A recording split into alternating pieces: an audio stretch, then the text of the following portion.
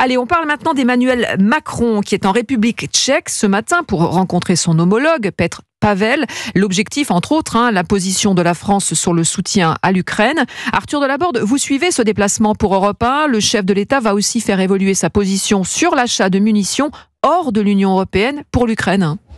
Effectivement, Emmanuel Macron devrait changer sa doctrine pour répondre aux besoins urgents de l'Ukraine face à l'avancée des troupes russes sur le front.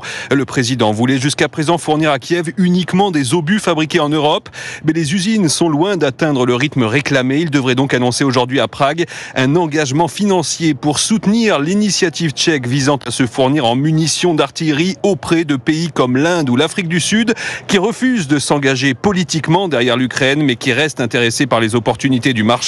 Plus largement, il faut faire davantage pour soutenir Kiev.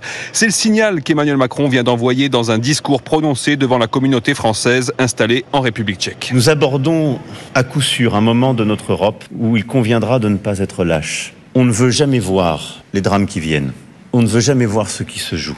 Et je crois que nos deux pays ont conscience de ce qui est à l'œuvre en Europe.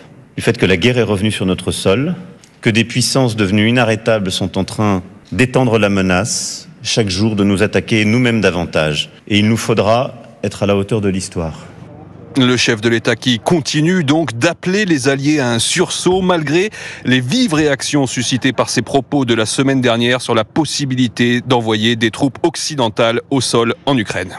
Arthur Delaborde en direct de Prague pour Europe 1.